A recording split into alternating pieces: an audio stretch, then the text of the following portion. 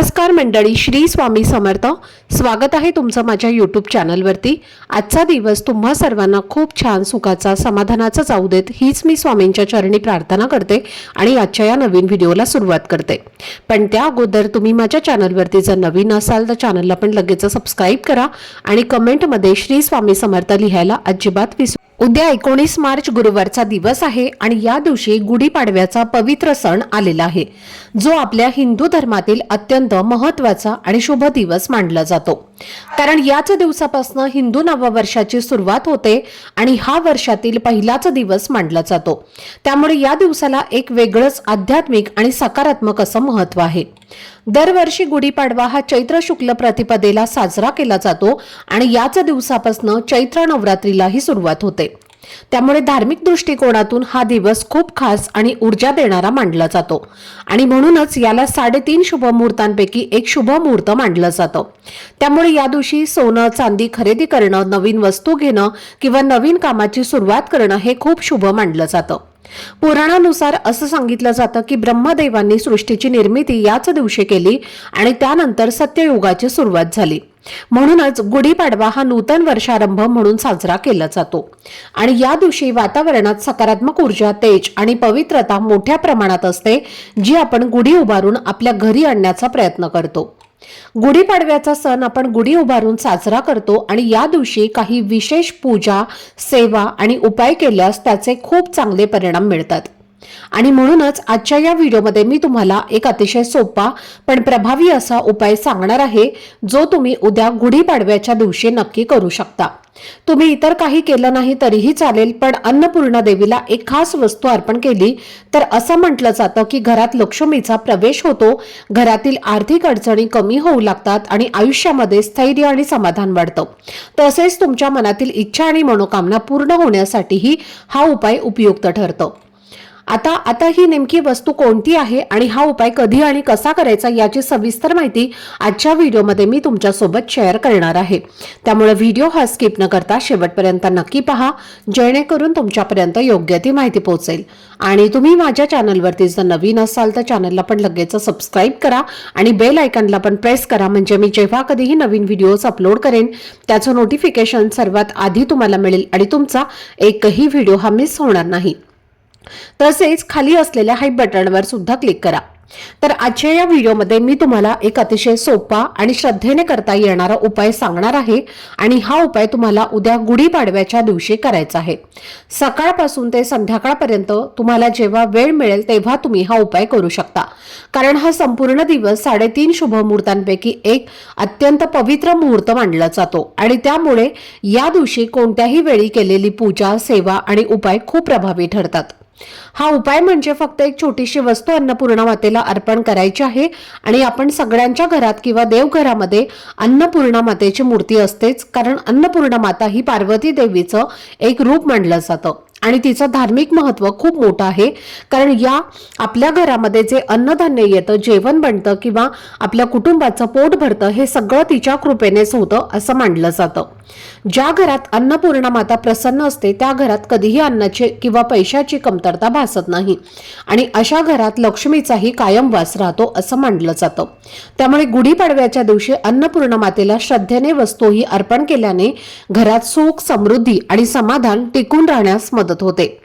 तुम्ही पाहिलं असेल की अन्नपूर्णा मातेची मूर्ती बहुतेक वेळेला हातात पळी घेतलेली असते, कारण ती संपूर्ण जगाला अन्न देणारी माता मानली जाते आणि म्हणूनच आपल्या घरात येणारं प्रत्येक अन्नधान्य, भाजीपाला आणि अन्न हे तिच्या कृपेनेच येतं असं मानलं जातं.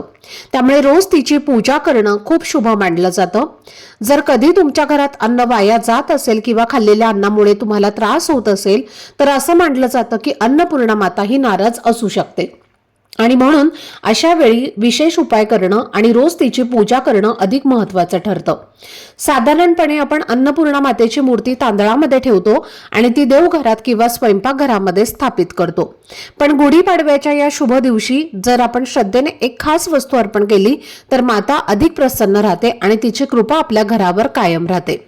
आता हा उपाय करण्यासाठी तुम्हाला उद्या सकाळी लवकर उठायचं आहे, स्वच्छ स्नान करायचं आहे आणि अंघोळीच्या पाण्यात थोडी कडुनिंबाची पानं आणि हळद टाकून स्नान केल्यास अधिक शुद्धता आणि सकारात्मकता मिळते। त्यानंतर स्वच्छ कपडे घालून देवघरातील देवांची मनापासून पूजा करायची आहे, गुढी उभारायची आहे आणि मग तुम्ही हा उपाय दिवसभरामध्ये उद्या कधीही करू शकता। सर्वप्रथम हा आपल्याला उपाय करण्यासाठी आपल्या देवघरामध्ये जो आपण दिवा नेहमी लावतो तो दिवा तुम्हाला लावून घ्यायचा आहे। धूपदीप अगरबत्ती लावायची आहे, एक आसन घ्यायचं आहे आणि त्या आसनावरती बसायचं आहे। त्यानंतर तुम्हाला एक ताम्हण घ्यायचं आहे आणि त्या ताम्हणामध्ये अन्नपूर्णा मातेची मूर्ती ठेवायची आहे आणि त्यानंतर या मूर्तीवरती तुम्हाला स्वच्छ पाण्याने किंवा पंचामृताने किंवा कच्च्या दुधाने अभिषेक करायचा आहे। अभिषेक करत असताना ओम अन्नपूर्ण देवे नमः, ओम अन्नपूर्ण देवे नमः या मंत्राचा जप करायचा आहे किंवा तुम्ही अन्नपूर्णा स्तोत्र देखील म्हणू शकता। अभिषेक करून झाल्यानंतर तुम्ही स्वच्छ मूर्ती पुसून काढायची आहे। एक वाटी तुम्हाला घ्यायची आहे, जर तुमच्याकडे चांदीची वाटी असेल तर ती घ्या, नसेल तर स्टीलची वाटी घेतली तरी सुद्धा चालेल। खोलगट वाटी तुम्हाला घ्यायची आहे। त्यानंतर सर्वप्रथम तुम्हाला त्या वाटीला खाली आधी हळदी कुंकू लावून घ्यायचं आहे आणि त्या हळदी कुंकवावरती तुम्हाला थोड्याशा अक्षता अर्पण करायच्या आहेत आणि त्यावरती तुम्हाला ही अन्नपूर्णा मातेची मूर्ती ठेवायची आहे। त्यानंतर आपल्याला एका प्लेटमध्ये थोडेसे धणे घ्यायचे आहेत, म्हणजे धण्यांची जी डाळ नसावी, अख्खे धणे जे आहेत तर ते आपल्याला घ्यायचे आहेत, जे आपण स्वयंपाकघरामध्ये वापरतो। तर ते धणे तुम्हाला घ्यायचे आहेत। आपल्या उजव्या हाताच्या 5 बोटांनी हे जे धणे आहेत तर ते आपल्याला अन्नपूर्णा मातेच्या मस्तकावरती अर्पण करायचे आहेत आणि अर्पण करत असताना अन्नपूर्णा स्तोत्राचं पठण करायचं आहे। हे धणे इतके आपल्याला अर्पण करायचे आहेत की तिच्या खांद्यापर्यंत येतील एवढे धणे आपल्याला अर्पण करायचे आहेत। त्यानंतर तुम्हाला एक प्लेट घ्यायची आहे आणि त्या प्लेटमध्ये सप्तधान्य घ्यायचं आहे, म्हणजे 7 प्रकारचं जे धान्य असतं तर ते तुम्हाला घ्यायचं आहे। त्यामध्ये गहू, ज्वारी, बाजरी, तांदूळ किंवा इतर काही कडधान्य असतील तर ते तुम्हाला घ्यायचे आहेत आणि 7 प्रकारचं धान्य एका प्लेटमध्ये तुम्हाला घ्यायचं आहे आणि हे धान्य तुम्हाला माता अन्नपूर्णा मातेसमोर ठेवायचं आहे। तसेच तिथे समोर तुम्हाला एक तुपाचा किंवा तेलाचा दिवा देखील लावायचा आहे आणि त्यानंतर अन्नपूर्णा मातेला हळद कुंकू, अक्षता आणि फुलं अर्पण करायची आहेत आणि त्या धान्याला सुद्धा तुम्हाला हळद कुंकू अर्पण करायचं आहे। त्यानंतर तिथेच बसून आपल्याला 108 वेळेला ओम अन्नपूर्णा देवे नमः, ओम अन्नपूर्णा देवे नमः या मंत्राचा जप करायचा आहे आणि दोन्ही हात जोडून अन्नपूर्णा देवीचं नामस्मरण करायचं आहे। तुमच्या घरामध्ये कधीही अन्नधान्याची कमतरता भासू नये अशी मनोभावे प्रार्थना करायची आहे आणि त्यानंतर ती अन्नपूर्णा मातेची मूर्ती तशीच तुम्हाला जे धने तुम्ही अर्पण केलेले आहेत तर त्या वाटीसहित तुम्हाला तुमच्या स्वयंपाकघरामध्ये घेऊन जायची आहे। स्वयंपाकघराची सुद्धा तुम्हाला पूजा करायची आहे। त्यानंतर तुमच्या स्वयंपाकघरामध्ये जिथे कुठे अन्नपूर्णा मातेची मूर्ती ठेवायला जागा आहे तिथे तुम्हाला ही मूर्ती ठेवून द्यायची आहे। फक्त ठेवताना इतर कोणाला दिसणार नाही याची तुम्हाला काळजी घ्यायची आहे, म्हणजे बाहेरच्या व्यक्तीला कोणाला दिसणार नाही अशा पद्धतीने स्वयंपाकघरामध्ये ठेवायचे आहे। आणि जे धने आपण अर्पण केलेले आहेत तर ते या धण्यांमध्ये संपूर्ण दिवस ही अन्नपूर्णा मातेची मूर्ती तुमच्या स्वयंपाकघरामध्ये ठेवायची आहे आणि जे सप्तधान्य आहे तर ते सुद्धा तुम्हाला तुमच्या स्वयंपाकघरामध्येच अन्नपूर्णा मातेच्या मूर्ती समोर ठेवायचं आहे। या गुढीपाडव्याच्या दिवशी सोन्या चांदीपेक्षाही मौल्यवान जी वस्तू आहे ते म्हणजे धने।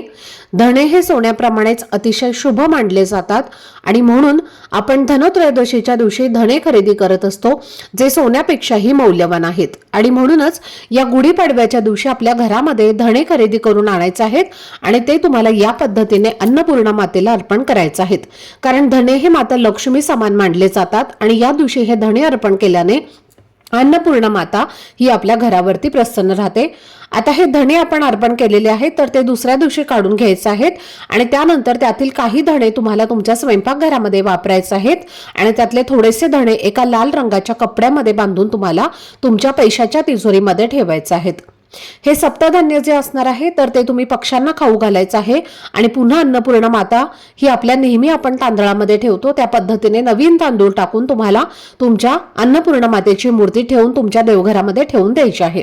तर अशा पद्धतीने तुम्हाला हा एक उपाय जो आहे तर तो उद्या गुढीपाडव्याला आवर्जून करायचा आहे। आपल्या शास्त्रामध्ये सांगितलेला हा उपाय आहे आणि हाच उपाय मी तुमच्यासोबत शेअर केलेला आहे। आजचा हा व्हिडिओ जर तुम्हाला आवडला असेल, माहितीपूर्ण वाटला असेल तर व्हिडिओला लाईक, शेअर आणि चॅनलला सबस्क्राईब नक्की करा। भेटूयात पुढच्या व्हिडिओमध्ये, तोपर्यंत सर्वांना श्री स्वामी समर्थ।